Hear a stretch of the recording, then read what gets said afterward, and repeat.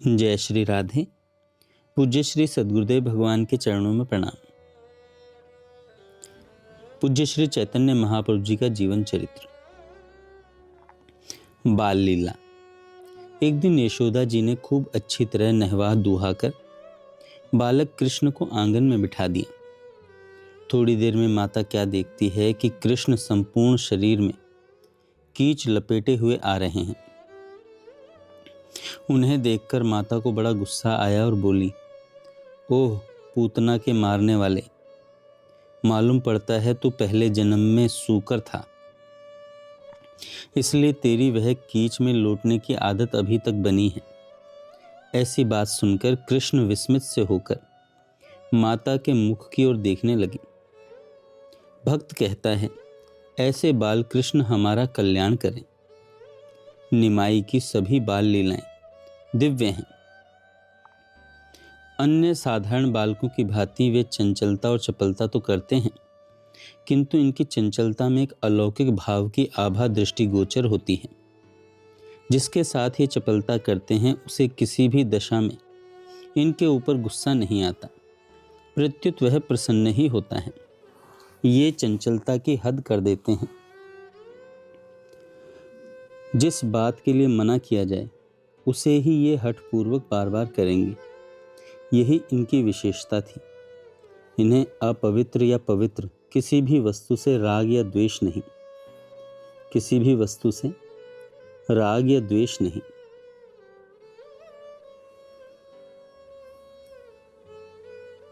इनके लिए सब समान ही है। एक दिन की बात है कि निमाई के पिता पंडित जगन्नाथ मिश्र गंगा स्नान करके लौट रहे थे। उन्होंने अपने घर के समीप एक परदेशी ब्राह्मण को देखा।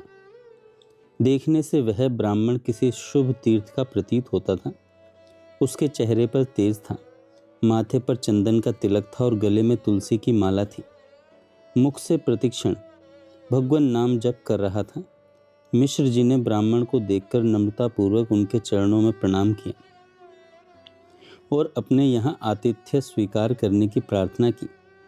मिश्र जी के शील स्वभाव को देखकर ब्राह्मण ने उनका अतिथि होना स्वीकार किया और वे उनके साथ ही साथ घर में आए।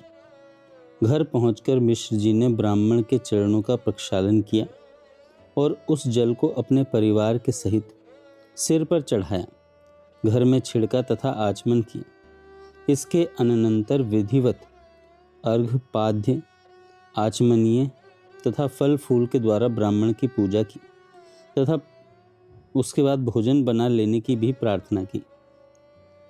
ब्राह्मण ने भोजन बनाना स्वीकार कर लिया। शची देवी ने घर के दूसरी ओर लीप पोतकर ब्राह्मण की रसोई की सभी सामग्री जुटा दी। पैर धोकर ब्राह्मण देव रसोई में गए। दाल बनाई, चावल बनाए, शाक बनाया, आलू भूनकर उनका भुर्ता भी बना लिया। शची देवी ने पापड़ दे दिए। उन्हें भूनकर ब्राह्मण ने एक और रख दिया। सब सामग्री सिद्ध होने पर ब्राह्मण ने एक बड़ी थाली में चावल निकाले, दाल भी हांडी में से निकालकर थाली में रखी। केले के पत्ते पर शाक और भुर्ता रखा। भुने पापड़ को भात के ऊपर रखा। आसन पर सुस्थिर होकर बैठ गए। सभी पदार्थों में तुलसी पत्र डाले। आचमन करके वे भगवान का ध्यान करने लगे। आंखें बंद करके वे सभी पदार्थों को विष्णु भगवान के अर्पण करने लगे। इतने में ही घुटनों से चलते हुए निमाई वहां आ पहुंचे और जल्दी जल्दी थाली में से चावल लेकर खाने लगे। ब्राह्मण ने जब आंख खोलकर देखा तो सामने बालक को खाते पाया। ब्राह्मण एकदम चौंक उठा और जोर से कहने लगा, अरे यह क्या हो गया। इतना सुनते ही निमाई भयभीत की भांति वहां से भागने लगे। हाय हाय करके मिश्र जी दौड़े। कोलाहल सुनकर शची देवी भी वहां आ गई। मिश्र जी बालक निमाई को मारने के लिए दौड़े। निमाई जल्दी से जाकर माता के पैरों में लिपट गए। इतने में ही ब्राह्मण दौड़े आए। उन्होंने आकर मिश्र जी को पकड़ लिया और बड़े प्रेम से कहने लगे, आप तो पंडित हैं, सब जानते हैं, भला बच्चे को चौके चूल्हे का क्या ज्ञान। इसके ऊपर आप गुस्सा ना करें। भोजन की क्या बात है, थोड़ा चना चरवण खाकर जल पी लूँगा। सभी को बड़ा दुख हुआ। आसपास के 2-4 और भी ब्राह्मण वहां आ गए। सभी ने मिलकर ब्राह्मण से फिर भोजन बनाने की प्रार्थना की। सभी की बात को ब्राह्मण टाल न सके और वे दूसरी बार भोजन बनाने को राजी हो गए। शची देवी ने जल्दी से फिर चौका लगाया। ब्राह्मण देवता स्नान करके रसोई बनाने लगे। अब के बनाते बनाते 4-5 बज गए। शची देवी ने निमाई को पल भर के लिए भी इधर उधर जाने नहीं दिया। संयोग की बात, माता किसी काम से थोड़ी देर के लिए भीतर चली गई। उसी समय ब्राह्मण ने रसोई तैयार करके भगवान के अर्पण की। वे आंख बंद करके ध्यान कर ही रहे थे कि उन्हें फिर खटपट सी मालूम हुई। आंख खोलकर देखते हैं तो निमाई फिर दोनों हाथों से चावल उठाकर खा रहे हैं और दाल को अपने शरीर से मल रहे हैं। इतने में ही माता भीतर से आ गई। निमाई को वहां न देखकर दौड़कर ब्राह्मण की ओर गई। वहां दाल से सने हुए निमाई को हाथों से भात खाते हुए देखकर वे हाय हाय करने लगी। मिश्र जी भी पास ही थे। अब के वे अपने गुस्से को न रोक सके। बालक को जाकर पकड़ लिया और उसको तमाचा मारने को ही थे कि ब्राह्मण ने जाकर उनका हाथ पकड़ लिया और विनती करके कहने लगे, आपको मेरी शपथ है, जो बच्चे पर हाथ उठावे।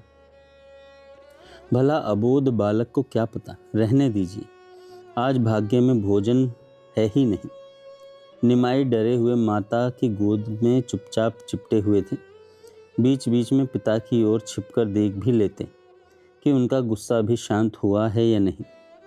माता को उनकी डरी हुई भोली भाली सूरत पर बड़ी दया आ रही थी, इसलिए वे कुछ भी न कहकर चुपचाप उन्हें गोद में लिए खड़ी थी।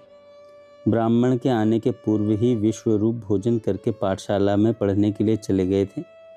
उसी समय वे भी लौट आए। आकर उन्होंने अतिथि ब्राह्मण के चरणों को स्पर्श करके प्रणाम किया और चुपचाप एक ओर खड़े हो गए।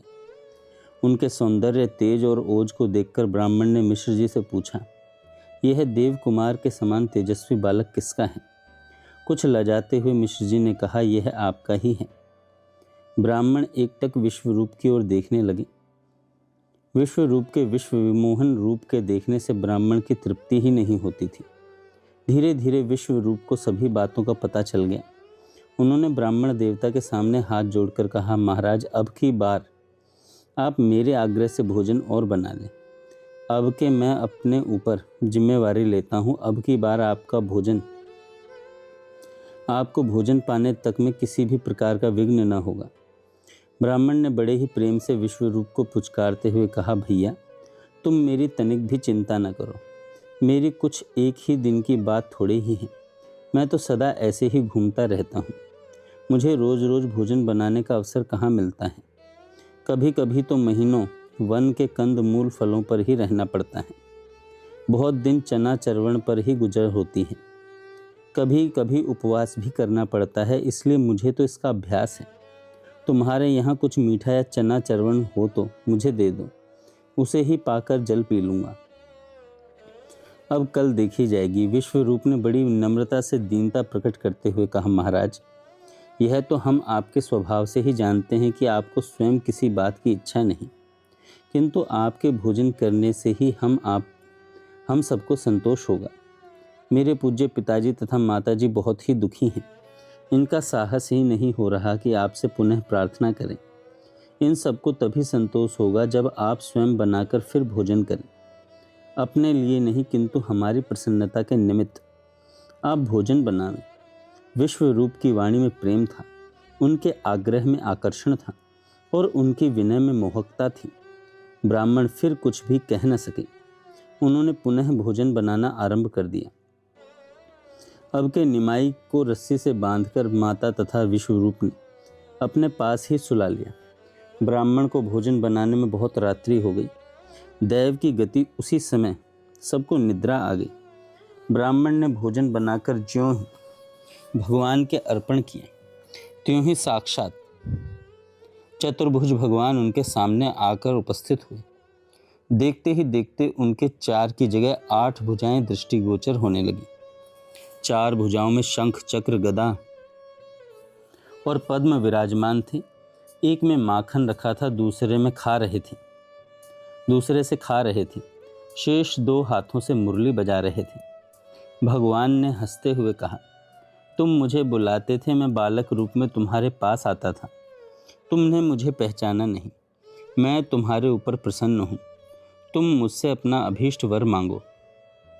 तुम मुझसे अपना अभीष्ट वर मांगो। गदगद कंठ से हाथ जोड़े हुए ब्राह्मण ने धीरे धीरे कहा, हे पुरुषोत्तम, आपकी माया अनंत है, भला मैं क्षुद्र प्राणी उसे कैसे समझ सकता हूँ। हे निरंजन, मुझ अज्ञानी के ऊपर आपने इतनी कृपा की, मैं तो अपने को इसके सर्वथा अयोग्य समझता हूँ। भगवान, मैंने न कोई तप किया है, न कभी ध्यान किया। जप दान धर्म पूजा पाठ मैंने आपकी प्रसन्नता के निमित्त कुछ भी तो नहीं किया, फिर भी मुझ दीनहीन कंगाल पर आपने इतनी कृपा की। इसे मैं आपकी स्वाभाविक करुणा ही समझता हूँ। मेरा कोई ऐसा साधन तो नहीं था जिससे आपके दर्शन हो सके। हे नाथ, यदि आप मुझे वरदान देना ही चाहते हैं तो यही वरदान दीजिए कि आपकी मंजुल मूर्ति मेरे मन मंदिर में सदा बनी रहे। एवमस्तु कहकर भगवान अंतर्ध्यान हो गए।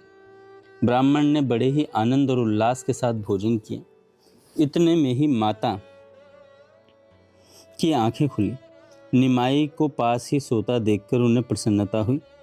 जब देखा कि ब्राह्मण भी बड़े प्रेम से प्रसाद पाकर निवृत्त हो गए हैं, तब तो उन्हें परम संतोष हुआ। प्रातःकाल ब्राह्मण देवता निमाई को मन ही मन प्रणाम करके चले गए और जब तक वे रहे नित्य प्रति किसी न किसी समय आकर निमाई के दर्शन कर जाते थे। ऐसे बड़भागी भक्तों के दर्शन सदगृहस्थियों को ही कभी कभी होते हैं। निमाई अब थोड़ा थोड़ा बोलने भी लगे थे। स्त्रियां खिलाते खिलाते कहती, निमाई, तू ब्राह्मण का बालक होकर भिखारी ब्राह्मण के हाथ के चावल खा लेता है। अब तेरी जाति कहाँ रही? तेरा विवाह भी न होगा, बहू भी न आवेगी। बेटा, ऐसे किसी के हाथ के चावल नहीं खाए जाते। देख, ब्राह्मण के बालक खूब पवित्रता से रहते हैं। तू अच्छी तरह से रहेगा, उपद्रव न करेगा तो तेरी बटुआ सी बहू आएगी, रुनझुन करती हुई घर में घूमेगी। अब तो ऐसी बदमाशी न करेगा।